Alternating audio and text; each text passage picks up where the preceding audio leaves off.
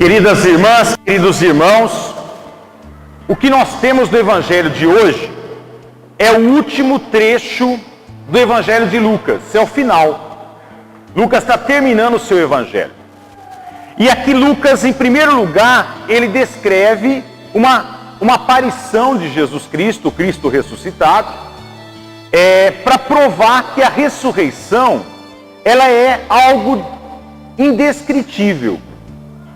Algo que não se confunde com uma aparição banal, como se costuma dizer, de um fantasma.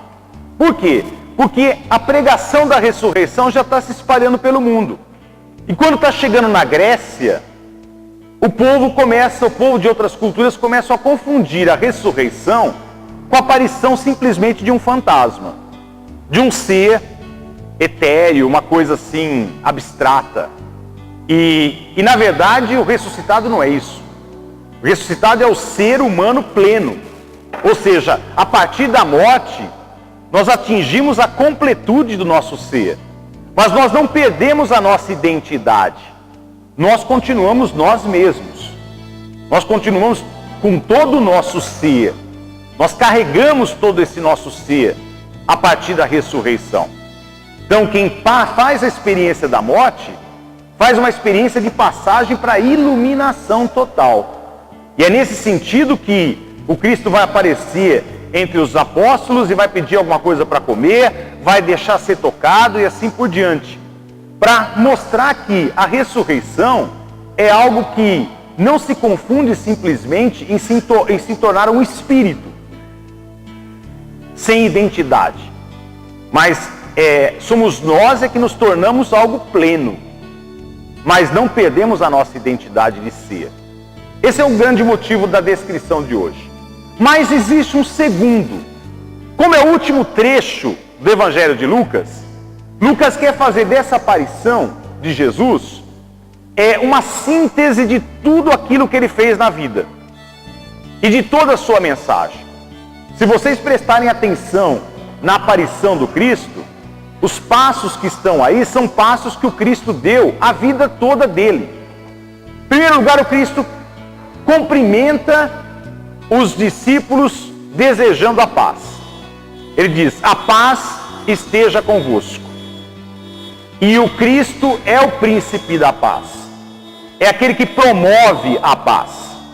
Em todos os momentos da sua vida, ele veio para promover a paz. E daqui a pouco a gente vai trabalhar um pouquinho isso. O que é essa paz, na verdade? Então a promoção da paz é a grande missão do Cristo no mundo. Não existe outra. Mas além da paz, a paz esteja convosco, o Cristo pede algo para comer. E ele come com os discípulos. Ele come esse peixe assado.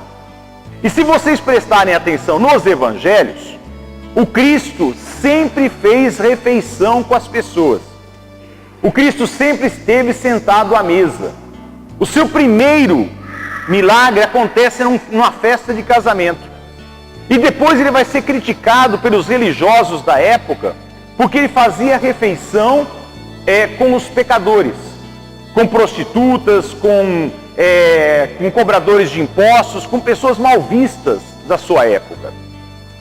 Isso a gente entende, o significado disso, se nós formos para a cultura da época. Porque hoje nós fazemos refeição com qualquer um. Hoje nós sentamos à mesa com qualquer pessoa.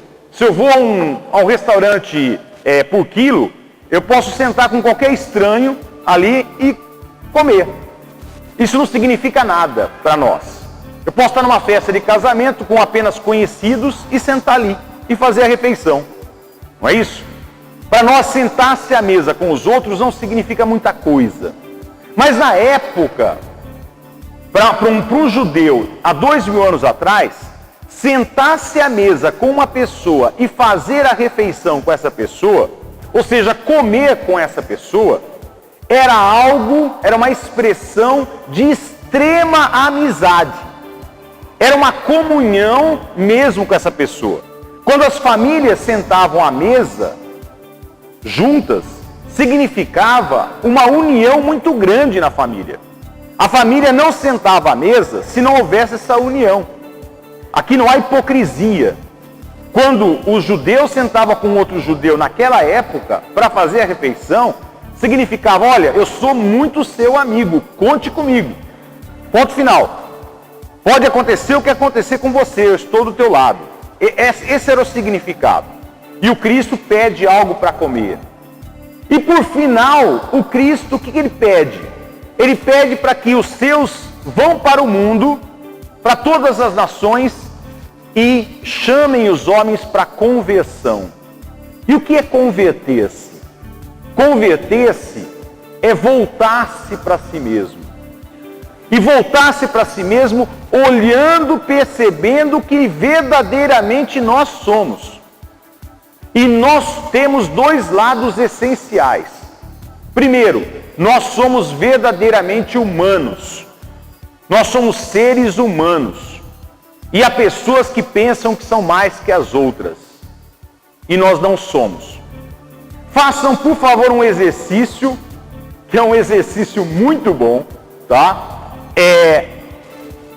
Vão para um quarto ou vão para o banheiro e tirem a roupa. Tirem a roupa, fiquem pelados diante do espelho. É aí que vocês se convertem, tá?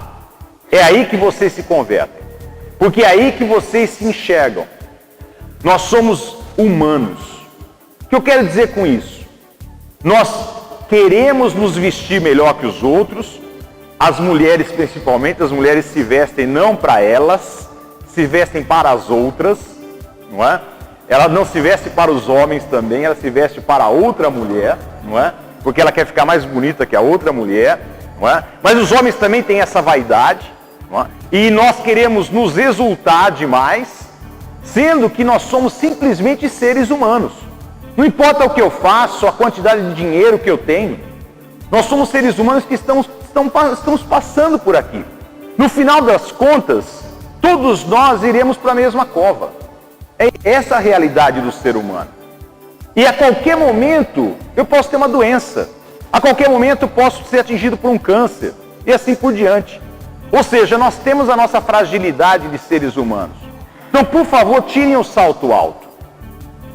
Não há motivo de ter salto alto aqui. Não há motivo de eu querer ser mais do que o outro, porque eu não sou. Simplesmente isso. Eu posso estudar, eu posso ter um nível intelectual legal e tudo mais, mas se esse nível intelectual não me levar à conclusão de que eu sou ignorante e sempre vou ser ignorante, sempre vou ignorar muitas coisas, eu não tenho nível intelectual, não. Eu tenho uma arrogância intelectual. E a arrogância é a pior coisa que pode acontecer com o ser humano. É uma das piores coisas, entre outras.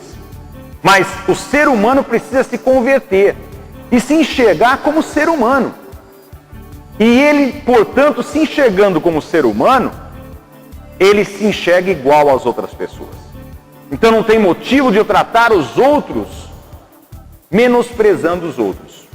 Isso não tem motivo nenhum. A partir do momento que eu me converto e me enxergo como um ser humano, filho de Deus, amado por Deus, mas na minha condição de ser humano, aí sim eu começo a respeitar as pessoas. Aí sim eu começo a perceber nos outros um ser que é igual ao meu ser. E portanto merece ser respeitado. Como eu quero ser respeitado. E aqui, gente, nós temos um círculo formado. A partir do momento que eu me converto, eu sou um promotor da paz. E o que é paz, afinal de contas? Paz não é quietude. Isso não é paz. Paz não é aquela paz de cemitério. A gente entra no cemitério, né? A gente fala assim, nossa, olha que paz. Não é? Isso não é paz. Isso não é paz. A paz exige muitas vezes conflito. A paz exige muitas vezes diálogo. A paz exige muitas vezes conversa.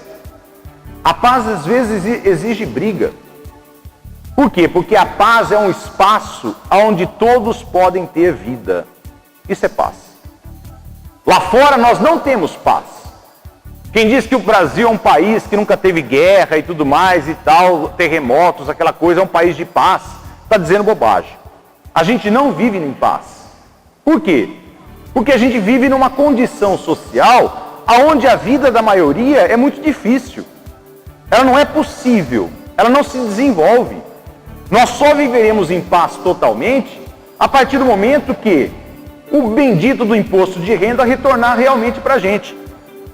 Em escola boa, em saúde boa e assim por diante. Aí nós vamos ter uma paz. Agora, a partir do momento que nós não temos nada disso, e a criminalidade cada vez mais aumenta, nós temos que ter grade nas janelas, nós temos que ter medo de ser assaltados, nós temos que ter medo quando os filhos vão para a escola e assim por diante. Isso não é paz. A paz é quando eu me enxergo e todos nós nos enxergar como seres humanos e que nós não podemos nos sentir mais do que os outros. Nós temos que ter direitos e deveres e exigir dos outros os seus direitos e os seus deveres. Ou seja, todo mundo tem direito à dignidade, a viver na dignidade. Isso no ambiente de trabalho, isso na escola, isso em casa, isso em qualquer lugar, isso na rua. Aí eu sou um promotor da paz. Mas para isso eu preciso viver em comunhão. Ou seja, para isso eu preciso me interessar pela vida das pessoas. Quem é cristão, quem se diz cristão, mas não se interessa pela vida das pessoas, não vai se interessar pelos seus vizinhos, pelos seus companheiros de trabalho, pelas pessoas que estão na rua, ele está vendo pessoas muitas vezes em situação difícil e não se interessa por essas situações, é uma pessoa que não é cristã, não é promotora da paz e, portanto, não está se convertendo. Essas coisas estão extremamente interligadas. Então, a partir do momento que eu me converto e me enxergo como ser humano, eu descubro os outros como seres humanos também. Aqui eu me torno promotor da paz. E aqui eu tenho que viver em comunhão. Em qualquer lugar.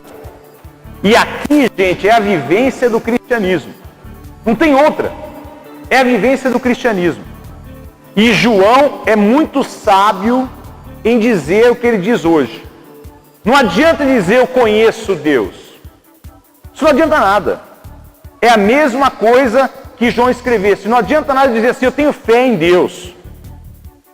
Eu sou abençoado por Deus, eu tenho fé em Deus, eu vou à igreja, eu vou à missa, eu vou ao culto, e assim por diante. Isso não adianta nada.